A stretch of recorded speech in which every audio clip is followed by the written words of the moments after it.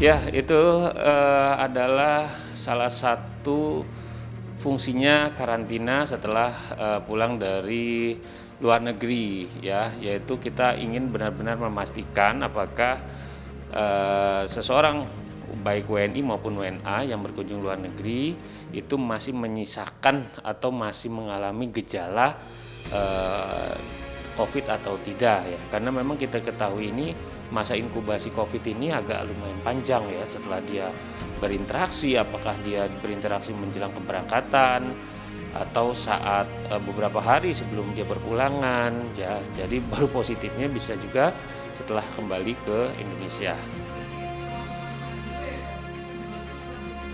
Ya, sangat rentan sekali memang, karena memang penyebaran COVID di luar negeri dari mulai Wuhan itu ya karena mobilitas masyarakat, ya, artinya mobilisasi seluruh dunia dari negara ke negara, ya, inilah penyebab penyebaran COVID, ya, menjadi pandemi bukan endemi lagi.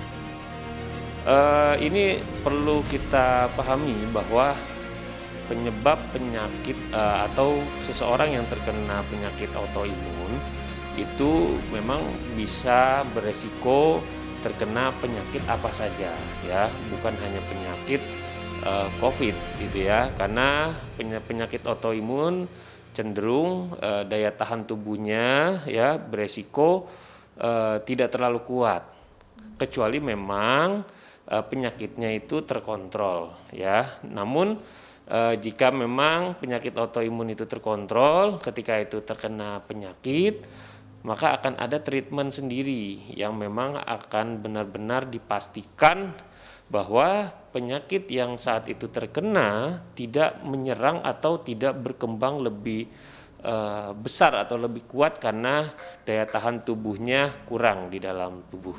Bukan hanya penularannya, tapi apakah nanti di dalam tubuh seseorang ini menjadi berat atau tidak. Orang yang terkena autoimun bisa cenderung lebih berat kalau misalnya penyakit autoimunnya itu tidak terkoreksi dengan baik. Ya, jadi penyakit autoimunnya ini terkoreksi dengan baik atau tidak gitu. Artinya terkontrol atau tidak gitu. Tapi kalau dibilang lebih mudah terkena atau tidak, baik orang yang terkena autoimun maupun yang tidak terkena autoimun sama saja peluang terkena COVID-nya. Jadi di sini adalah perilaku protokol kesehatan yang mempengaruhi. Kasus di Indonesia saat ini yang sudah terinformasikan, ya, sudah melebihi 100, dan itu cenderung orang-orang yang sudah berpergian dari luar negeri terutama dari Eropa dan Amerika, ya, bahwa memang saat ini dilaporkan hampir gejalanya ringan, ya, dominan gejala ringan, kemudian ada beberapa yang gejalanya sedang, ya.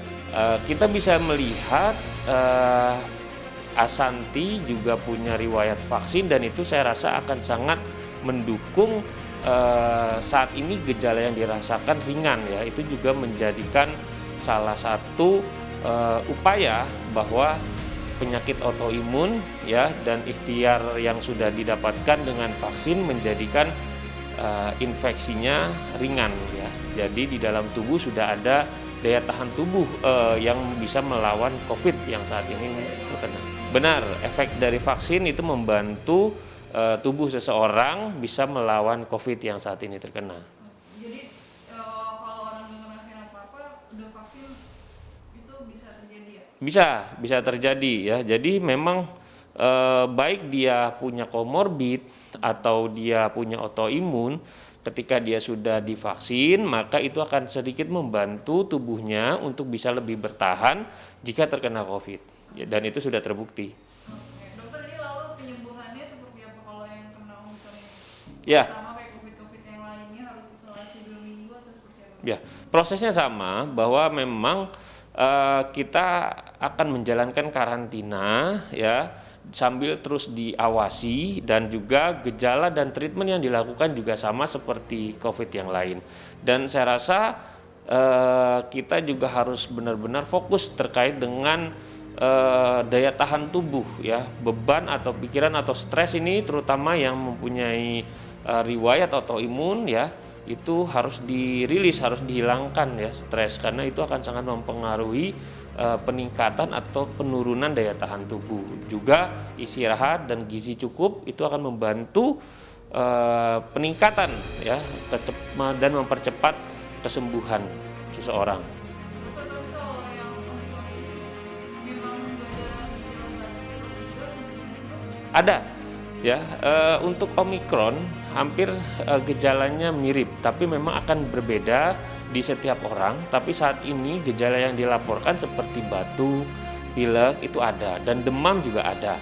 Ya memang gejalanya tidak seperti ketika gelombang 2 yang langsung cepat dengan waktu yang relatif singkat, bisa sampai harus membutuhkan perawatan yang ekstra atau masuk rumah sakit, bahkan masuk ICU. Tapi ini berproses ya ringan, dan apalagi terutama jika sudah mempunyai riwayat vaksin itu akan cukup untuk istirahat dan pengawasan yang ketat. Kayak aduh, aku bilang sih ini dokter yang hebat banget karena nggak mudah untuk membaca dari dia, nggak kenal riwayat aku, nggak tahu aku apa, tapi dia bisa langsung nyebutin nggak pernah tidur ya, gampang stres sekarang ya, terus bawaannya moodnya begini ya, terus sering sakitnya di bagian ini apa, semua dibacain bener semua. Terus langsung dokter karena membacakan bahwa kamu ini kena autoimun, dia bilang. Di situ aku juga masih biasa aja, nggak tahu kan autoimun tuh apa sih gitu. Aku masih kayak oh gitu, di pikiranku imunnya mungkin nggak bagus gitu, daya tahan tubuhnya gitu, belum ngerti banget. Terus aku googling gitu, pas googling wah serem ya gitu. Nah tapi dokter terawan bilang bahwa kamu yang lebih ngerti ada dokter ahli imunnya, jadi dialihin ke dokter nyoto gitu. Nah pada saat dicek darahnya semua, hasilnya baru keluar nih kemarin. Sedikit alhamdulillah, karena memang alhamdulillahnya aku tuh waktu aku kena radang selaput otak di 2013, aku orangnya kalau sakit gak lebay. Suka, kan ada orang kalau sakit tuh nahan gitu ya, aku enggak. Aduh sakit. Akhirnya kedeteksi secara di awal. Nah alhamdulillah aku sedikit lebih bahagia hari ini karena 2 hari yang lalu hasilnya keluar bahwa aku terkena gejala autoimun ya. Tetapi gejala autoimun ini kalau dibiarkan akan masuk ke stage yang berikutnya. Akhirnya kemarin aku cek darah lagi, aku lihat second option berapa orang lagi supaya aku lebih yakin. Ternyata ada yang bilang memang udah kena autoimun, tapi ada yang bilang baru gejala autoimun. Nah autoimun tuh kan banyak. Setelah aku pelajari, akhirnya kan aku nyari kan, terus ngeliat Selena Gomez kok sampai tukeran ginjal, terus aku ngeliat Kim Kardashian juga kena gitu.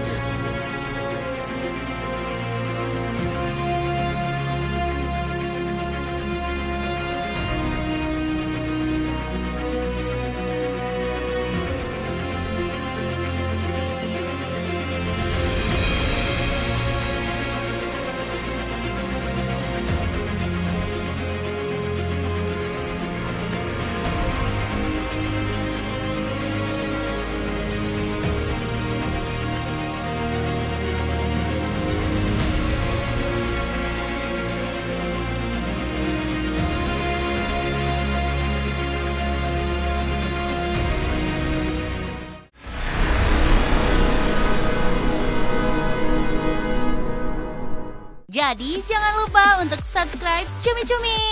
Ditekan ya tombol lonceng merahnya.